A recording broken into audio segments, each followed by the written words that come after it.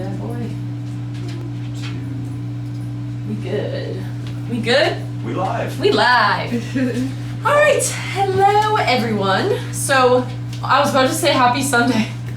Happy Saturday. That's right. It's I'm not all Sunday. confused. So we usually do this on Sunday, but today's Saturday. So happy Saturday. So today we are going to make power bowls. So in the power bowls, I'm going to have hard-boiled eggs, spinach, cucumber, quinoa, sunflower seeds, and chickpeas. So all good nutrient-dense options. Yummy. And I was honestly kind of getting a little bit sick of chicken, so that's why I decided to do hard-boiled eggs. Something different. So you're doing baby chickens. Yeah, exactly. Little baby ones. All right, so I'm gonna start with. So I'm actually gonna double batch it, and I'm doing. Do we have enough cookware surface? I know that was crazy. That was a lot. I like spilt it all over my legs. She was like licking my legs, and it was crazy. Oh, I'm sure she loved it. She's Oh, like, she did. Extra food, okay. Yes. So fruit and veggie wash, my favorite. Eat cleaner. All you do is squirt it down. Make sure you get as much surface area as you can. And then you're just gonna let this sit for about 2 minutes. And then you're just gonna rinse it off. Over here, why is it orange? It's weird. Oh, Is it like something on the bottom? Usually that happens when there's like air hitting it, but Yeah. That's strange. Anyways, It's so pretty windy outside today. yep. So in here I have just water boiling, and then I'm gonna do some hard-boiled eggs. So I'm just waiting for the water to boil. Once it starts boiling, I'm going to put the eggs in. I'm gonna set the timer for just 10 minutes, and then that's it. Over here I have the quinoa already going too. So it's just about, I did 4 cups of water, and then I did 2 packages of this tri-color quinoa blend from Wegmans. So once that boils, I'm just gonna put a lid on it and let it sit for about 15 minutes on simmer, and it looks like it's almost boiling. Alright, so I'm gonna rinse off the cucumbers. These are gigantic. yeah. You know, I remember when I was younger, I used to think cucumbers and zucchinis were the exact same thing. I mean, I don't blame you. They look very similar. They look so similar. Like, what is the honest difference between cucumbers and zucchinis? Can anyone Look it up. Starch. It's gotta be starch.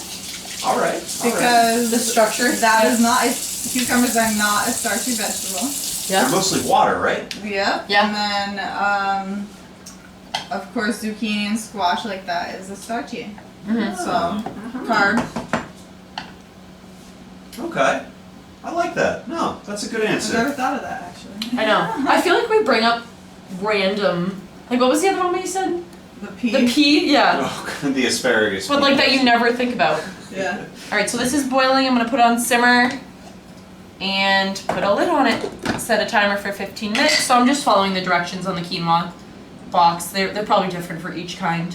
Going off that asparagus thing, Yeah. about a week after that episode, one of my patients said to me, You're kidding. "This asparagus isn't good because it didn't isn't good quality because it didn't make my pee smell." Ah! And he was like offended by. I was like, "Wow, that's weird synchronicity stuff." Yeah. That's funny. Asparagus did not alter my body chemistry. I am miffed. That's kind of how he was. He seemed like he was like a chemist or something. Really? Yeah. Oh, cool. So. Alright. Alright, so I'm gonna chop up these bad boys. Woo. Gigantic. So also I want to mention that a lot of people think that because that's a huge vegetable or fruit that is GMO, and that's not really the case most of the time. They probably actually just bred the best ones, the best cucumber plants that get there. So, Isn't- selective breeding, wouldn't that be genetic modification? I don't know. I guess like I love getting into this debate with people. this is I don't even know what I think of. I don't really have a solid opinion on it yet, but so I guess like they're not going in to the actual, you know. They're DNA using, structure they're using of the- the Not- natural Yeah. selection of Yes. genetic modification rather than man-made manipulation. Exactly. Yes. Which I think is much better. I Isn't think. there a way that you can look at the barcode Yes. of the? So Yeah. I believe that one's, or is that with organic? No, I think it's with GMO. No, I think so, it's yeah. okay. When you look at the sticker on a fruit or vegetable, let me see. There's a way for you to Product tell code. if it's The PLU. yes, the PLU Okay. code. Yep. For those of you who aren't aware what a PLU code is, next time you're at the supermarket, look at the little sticker that you find on your fruit, your vegetable. That number, generally the one that they then punch in at the front register to figure out what fruit or vegetable you're purchasing, that is the PLU code. It's essentially the number that identifies it as what it is. Yep, so I guess if there are 5 numbers and it starts with a 9, that means it's organic and it's not genetically modified. Okay. So, 5 numbers, starts with a 9, non-GMO. yeah. Let me see. Still looking for like a good, better source. I like that. Don't take just one source for the answer. No, never. Find the better source. At Yes. least do 2, if not 3. 3 is good. Juju.gov and Yeah, that .org. was found in Yeah. .org. Yep. What I just read was right off the Google website, but I said it because I'm educated on that. It's like, I know I have read this exact information Oh, before in okay. a textbook. So here we go. Yeah, so if it's a 5-digit number that starts with a 9, it's organic. A 4-digit number that begins with a 3 or 4 means that it's conventionally grown. And a 5-digit code that starts with an 8 means that it's genetically modified. Huh. All right. Wonder. Yeah. Hmm. So like we just said, there's like different types Different of forms of- GMO yeah. type stuff, so yeah. Now, a lot of people, I mean, I'm just going to throw this out there because I know a bunch of people always ask me, like, what's the difference between organic or not? What does Yeah. that really mean? Well, the simplest answer is it's a way for them to get companies to spend more money to market their products. Now, that's the simplest answer. That's not the most accurate answer. So, when you get into non-organic versus organic, it has more to do with the types of pesticides and the treatments used Yes. on the product as opposed to anything that has to do with the vegetable or the fruit itself. So, for example, conventionally grown methods, they're going to use various pesticides and chemical. They're going to treat the plant with chemicals to keep the bugs off of it. To make sure they don't get damaged or crops are destroyed by invasive species. That being said, there are a lot of interesting studies out there to show you some of the long-term effects that we've started to discover Right. from the chemical residue that is left on our vegetables and our fruits. So again, one of the awesome reasons why we have this fruit and veggie spray is because it does help to remove a lot of that chemical residue that you will find on conventionally grown foods. Yep. So, the reason I love to answer that particular question is because whenever you say, "Oh, that's organic food," well, yes, all food is organic. So it's always very funny because it is one of Yeah. those things. It's very commonly misused and misunderstood. Yes. So people are like, "Oh, It's like greenwashing. organic food Yeah. is, or an organic tomato is better than a regular tomato." It's like, well, they're exactly the same. That, Yeah. You know, Pretty much nutrient wise. yes. But it has to do with how they're grown and the yeah. methods of that. So, for anyone out there who's curious, that is what organic versus non-organic means. It doesn't change the makeup of the food, it's what the food is treated with for pesticides and all that fun Yeah, stuff. it's also really difficult for companies to get the organic certification. Yes. And also, I've of course seen a ton of products, organic products that are marketed organic, get taken off the shelves because their crops get contaminated by crops that are close to them that Yes. are like GMO crops and use pesticides. So it's tough. Like stuff gets into the air and they can't sell it if it gets into the supply. Oh, poor Riley. He's like, hey, where's mine? I had to chop it up because he's an old man. Hey, old man. Oh, is that like making sure you cut your grapes before you give Gotta it to the chew- baby? I'll chew it up for him. Mama bird, mama bird. All right, so we have our cucumbers chopped up. Cubed cumbers? Cubed cumbers. Oh boy. That was a good dad joke. That is I'll give you actually that a one. good one. Hey-o! Well, you know, rocking the shaved head, shaved face. I may not look like a dad anymore because I look like a 13-year-old child. boy, but you know, we can still rock those dad I jokes. can't go over the cue ball. Cue ball. All right, so next I'm gonna rinse off the chickpeas. Chickpeas are a great source of well, not the best, but they're a good source of protein. Oh yeah. Fiber, protein. Good amount of carbs too. For what they are. Garbanzo beans. Garbanzos. You know, it's funny. Why are they called chickpeas and why are they called garbanzo beans? There's another bean that is the same thing like that. I'm like, why do you have so many different names? Right? Pick a name and stick with it. Just pick one. Darn it. Alright. But I guess in this day and age, they can be whatever they want to be. You do you, boo. Yeah. You do you, beans. Alright, so I just rinse them, and then I'll just keep them in the sink just so that the water can drain a bit. So I don't have soggy beans. I don't like soggy beans. No. Alright. So it looks like this is almost boiling for the eggs. And then I have sunflower seeds, so I'll just portion these out when I have the containers. The spinach. Unsalted? Yes. So I got these in bulk. Oh, just kidding. Oh. They're roasted and salted. All right. Well, Good to know. But it's good. It's only sunflower, oil, and salt. That's it. Other ones I was looking at had like sugar, and I was like, I'll just get it in bulk. And it was actually cheaper, so that was all good all around.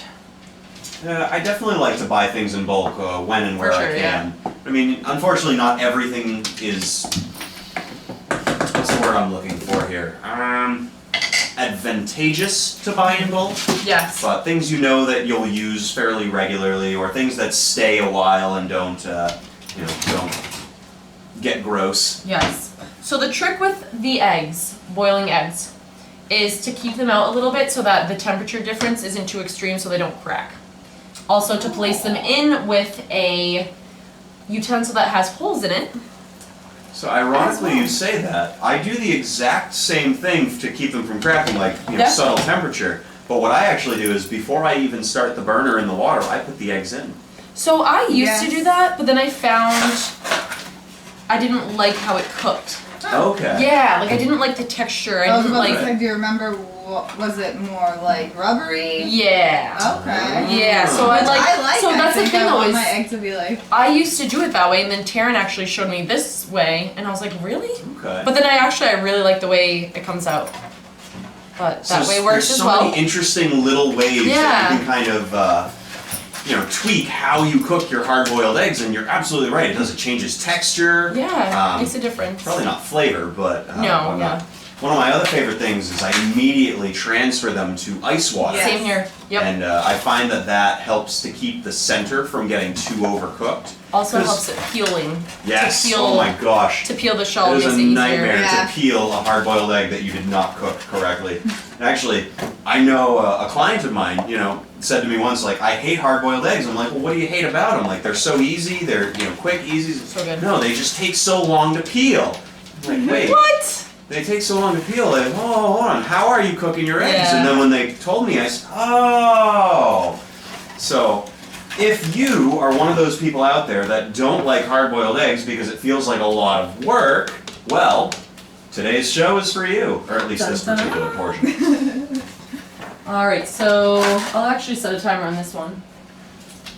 Oh yeah, and you guys know about the ring, the green ring that sometimes gets around the yolk of the egg.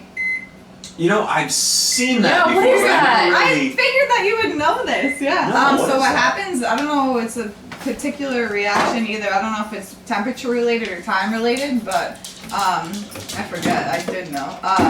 It's iron. It's What? I think, or no, it's like, yeah, something separates, like the iron Interesting. separates the ferritin or something from the yolk and yolk. It's not bad for you or anything, it just, I always thought that just meant it was going bad. No, it's You not know? actually. It's just the way that Yeah. it's cooked. Interesting. I know. All right, so we got those two going. And I'm actually gonna chop up the spinach a bit. Just so it's a bit easier to package and eat.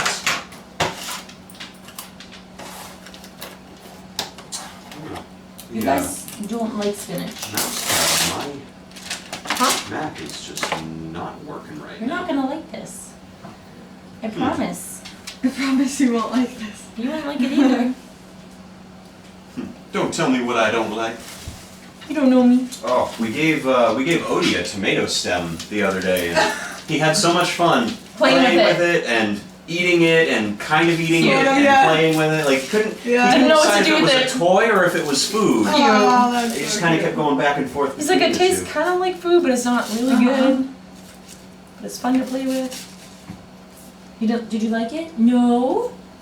You okay? No. Both of them. Oh. Oh yeah, Riley. If you really get Riley hyped up about spinach and pretend it's something else, he'll eat it. Really?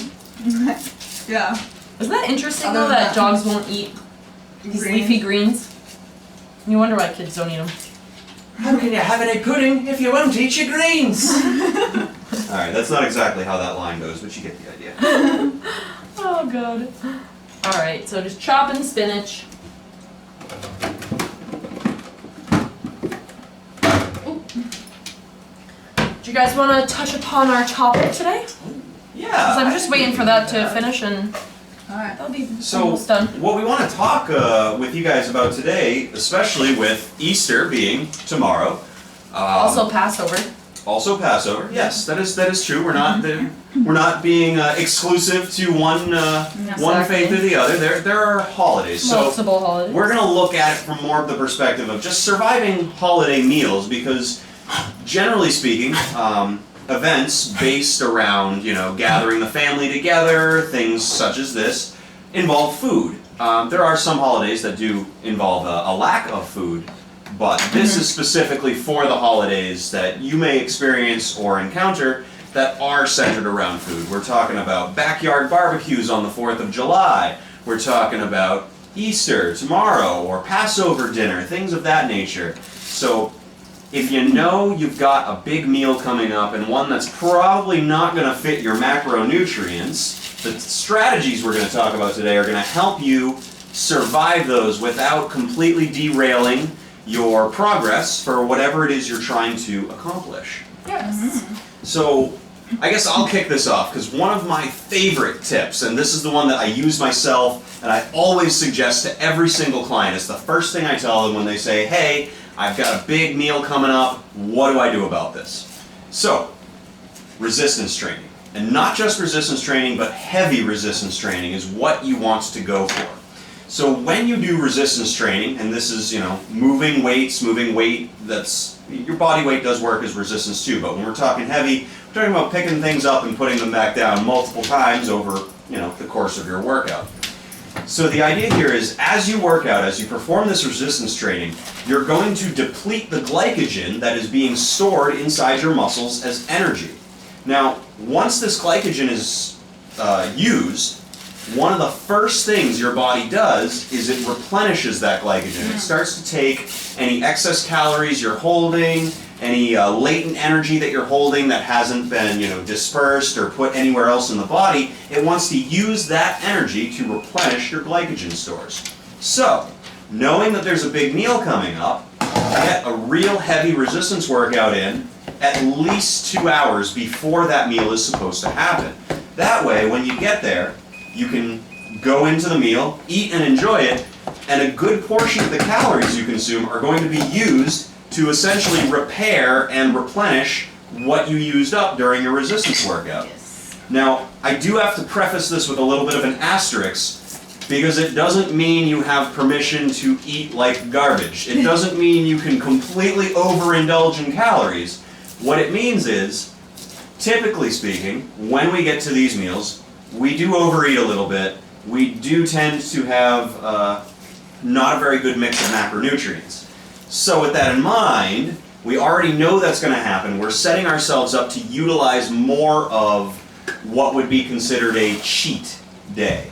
Now the cool thing is you can use this same strategy for incorporating cheat days into your own diet.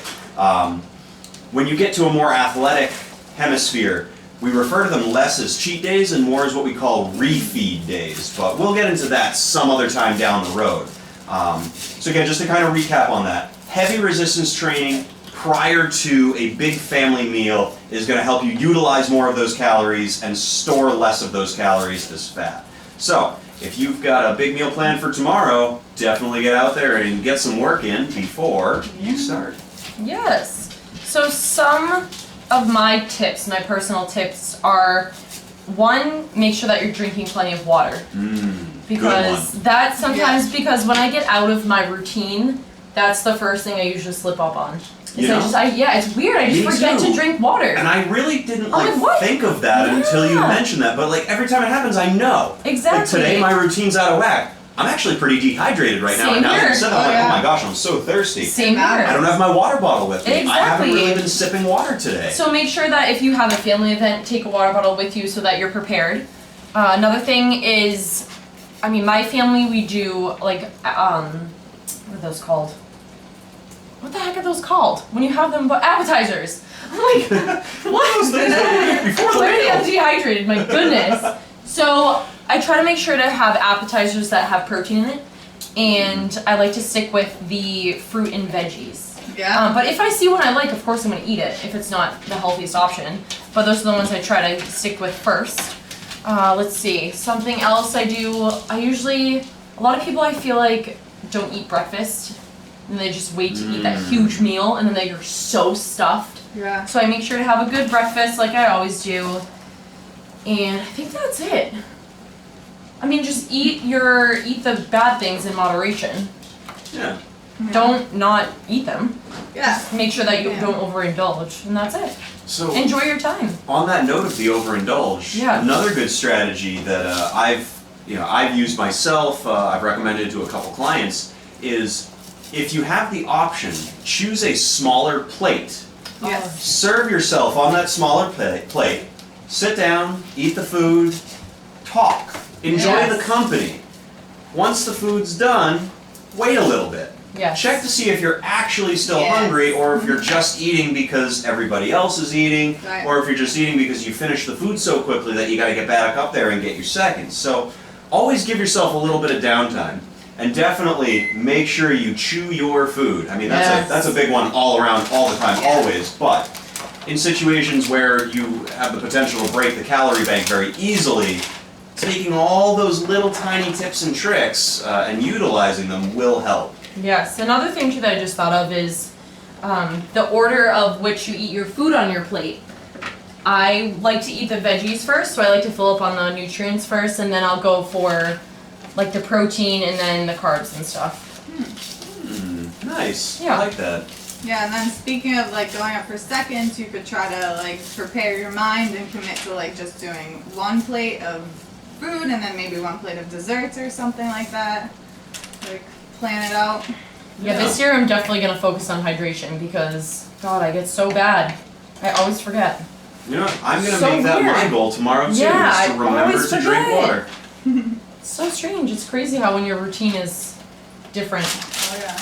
I don't have my water bottle lost. Yeah. That's insane. Seriously. Well, it's so easy to forget about things like that, especially when they're so automatic. Exactly. Yep. Because you don't think about it. You just you have your water. It's just part of the routine. You sip. Yep. And then when it's not there, you don't really think about it because you never thought about it in the first place. Exactly, because it's just something that you did. Yeah. Exactly. So another fun one on the whole note of making sure that you don't skip, breakfast or lunch or anything. You can actually even go out of your way to plan to have a small meal shortly before heading out to your events to eat. That was my first thought, actually. So, make sure it's something very nutrient dense, and don't fill up because obviously you still want to be able to enjoy a meal with your family. Of course. But, make it like a small snack that's going to get you through, that's going to keep that energy in, and it's going to make it so your stomach doesn't feel completely empty by the time you get to food. Absolutely. Especially if, you're eating breakfast first thing in the morning and then it's a very long lapse of time. Because for some reason, correct me if I'm wrong, but everybody eats dinner at 1 o'clock on Easter, and that's like such a weird time to have dinner. Exactly. Because it's like Everything's just so different. after lunch, but well before dinner. But that's like the thing, is you eat it right around that weird That's so mark. true. It is always a different time. So, for instances like that, where the meal is planned at what is kind of really outside of your circadian rhythm, you should plan to have another small meal or snack before you head into that situation. Definitely. And remember, desserts are not snacks. Desserts are desserts. A snack is nutrient-dense fuel.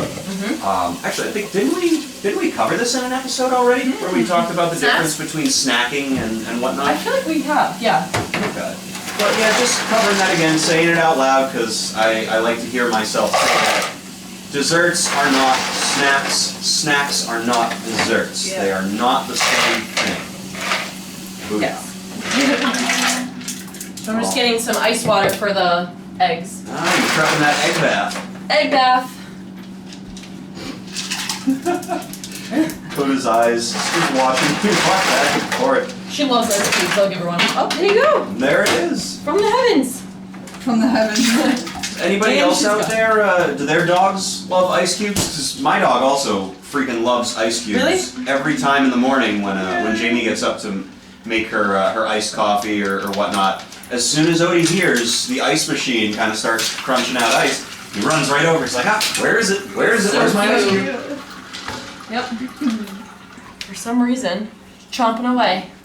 So I know it's the day before our regularly scheduled show, but anybody who is watching right now, do you guys have any questions on surviving the holidays, holiday meals, stuff like that? We'd love to hear from you guys, some of your real world experiences, and see if we can help you out, or maybe you've got some strategies that have worked really well for you. Yeah. Alright, so quinoa's pretty much done too. For some reason, I'm not the biggest fan of quinoa. It's got I'm a not very the biggest earthy fan. taste. And it's Yeah, but I'm it's trying not- it again, and I know how good it is. So I remember the first time I Yeah, tried it's so quinoa, I tried it under the impression that it was like rice. And then when I had it, I was like, this is nothing This like is rice. not rice. It's, it's not like anything else, really. It's So such a very different. different It's like a wheat, grain. like, I don't know, yeah, it's very different. A very different one. So for prepping or putting my meals together, for the sake of keeping the eggs fresh, I will peel them the day of. And then there's actually this really cool tool that we have that I will use. It kind of slices it. Oh, you've got. yeah. Hold on. I know what those are called. A mandolin? Maybe I don't know what it's called, but Can we get a confirmation on that? What is One it? of those egg slicing tools. I think they're called Ooh, mandolins. I don't know. Let's see. so it's this thing. Yes. So you put the egg in and show you guys too. So I'll use that the day of. So it's nice and fresh. It's weird. Mandolin sounds like a musical instrument. It does, yeah. Yeah.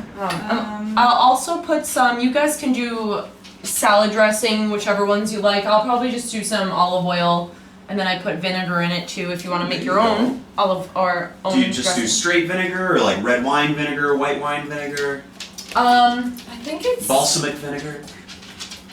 I don't know which one. I think it's white. Okay. Yeah, it's the white vinegar. Yep. You can do red too. Whatever you want. I can't I find love the cooking name with of red. it. Yeah. Really? And garlic. Alright, let me see if I can Google this. Huh. I will put a meal together though so you guys can see it.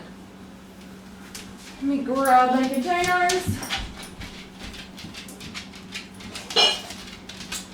Well, I mean, I found an egg cutting tool, which Yeah. Yeah, is that's exactly what that, I'm but it doesn't, they're not saying what it's called.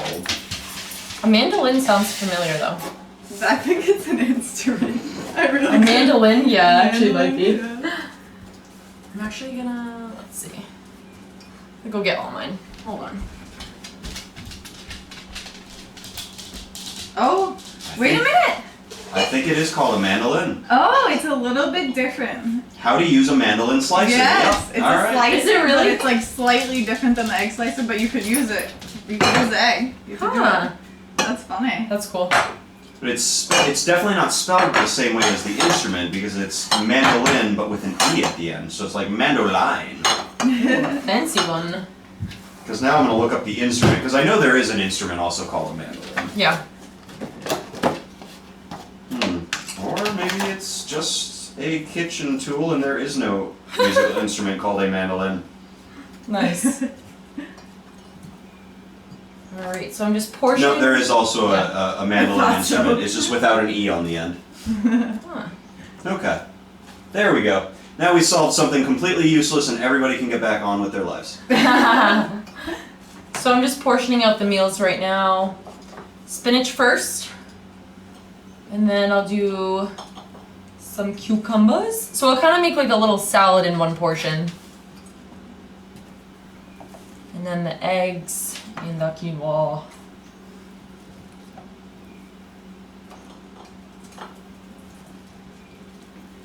So now do you just like put a hard-boiled egg in there so that way... Okay. Yes. Just curious how you were going to do that. Yeah. And then this is actually one I will eat cold. Oh, okay. Yes. Even the quinoa? Yeah. I don't think I've ever had cold quinoa. I've had it before. Mhm. It's like a cold salad. Yeah, it's Yeah. actually pretty good. Okay. Yeah. Yeah, like you can make like a It's pasta different. salad type thing. It's different, but it's good. Yeah. Alright, next. So I have my spinach and cucumbers, and I'm gonna do some sunflower seeds. Put that with the salad part. Just kind of eyeball it for the seeds. Yeah. I'm not counting macros right now. Okay. Because I, If it feels good, eat it. yeah. Well, you know, I find that you go through phases and cycles. Obsessively counting all the time always Yes, burns I was you about out to really say. quickly.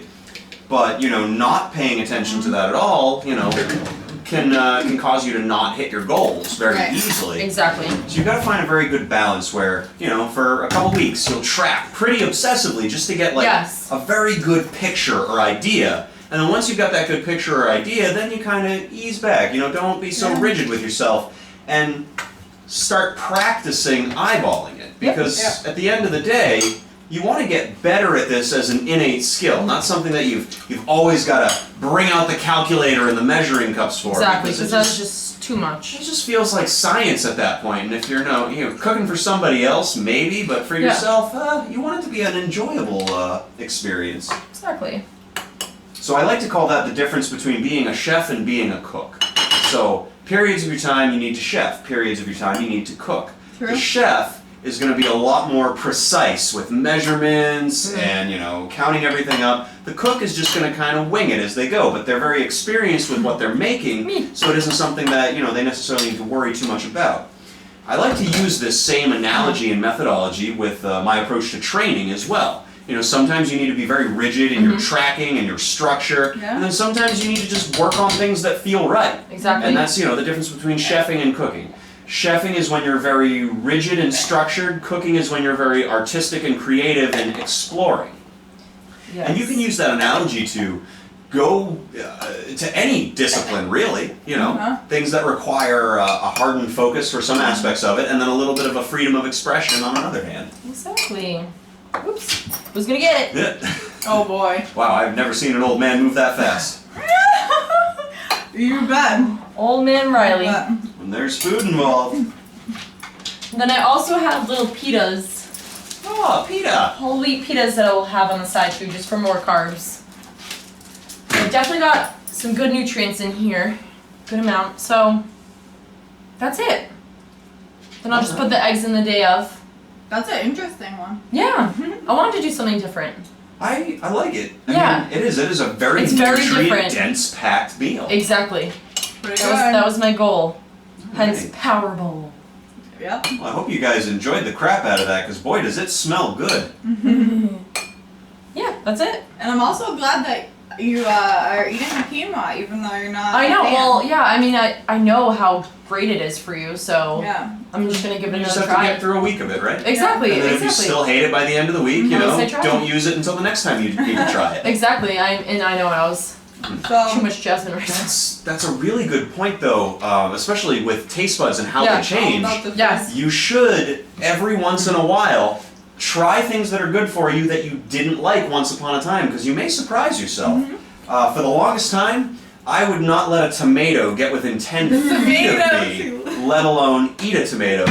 And things change, you know, as my diets change, as I've changed, as I've experienced new things.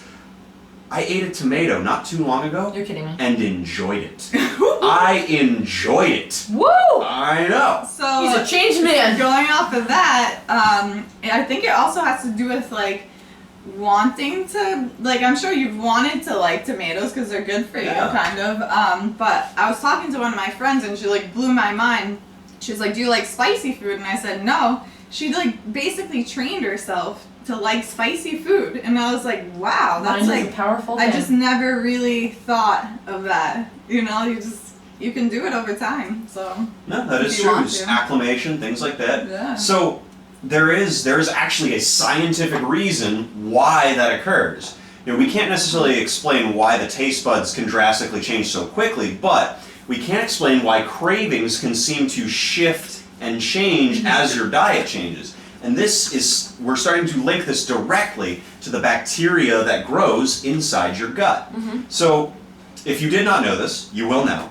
You have more bacteria cells inside of you than you do skin cells on you. So, that bacteria makes up an entire ecosystem. And within that ecosystem, that bacteria is what helps you break down food into the nutrients that you use. So, based on the foods you eat, certain bacteria are going to be encouraged to grow, and certain bacteria are going to be discouraged to grow. So, when you clean up your diet and you start eating much more healthier foods, one of the first things you'll notice is if you go back to eating crap food, you feel really awful really quickly. Yeah. Most of this is due to the fact that you don't have the bacteria in your gut anymore that is efficient and essentially programmed to break down those foods. So they sit and they fester and they kind of just... So that's why you typically don't feel good when you reintroduce those foods. Now that being said, as you start to change the bacteria in your gut, the foods you crave will start to match what the most dominant bacteria are, because they need to survive, they need food, so we haven't mapped out exactly how this works yet, but they influence how your taste buds respond to foods. They influence what your brain starts to associate certain chemical changes or even the triggers that happen internally as. So be on the lookout for that. There is a lot of very interesting science that's starting to emerge on gut health and the bacteria in the gut. Yeah. We still don't know much about it. Microbiome. Yes. Yeah. So definitely keep reading up on that stuff. There's a lot of really good stuff that I can see within the next 5 to 10 years we're going to discover. And it's probably going to have an entire shift in our thinking of how we eat again, similar to when our food pyramid from back in, the early 90s made that dramatic and drastic shift to what we see the pyramid, food pyramid as today. Yes. Barry121, hello to you. Welcome, welcome. You're just catching the tail end of the show, but you will be able to catch a replay on our YouTube channel, and I believe there will also be a replay on our Twitch channel as well. Do you guys have anything else you want to quip about before we head our separate ways? I don't believe so. Just tune in next week at 11, right? Yeah. We'll actually be here at 11 on Sunday. So thank you guys for joining us on Saturday, not our normally scheduled day. I hope everybody that is celebrating a holiday tomorrow has fun and enjoys themselves and does not guilt themselves into not enjoying it because it's based around food that isn't necessarily seen as healthy for you. Absolutely. Remember, relationship with food goes both ways. Obsessing over the health factor is also not healthy. Yes. So, Yes. enjoy. And of course, next week, join us, usual time, usual place. Oh yeah, please, if you did enjoy the show, absolutely, subscribe. But yeah, have a great weekend, everybody. Bye, guys.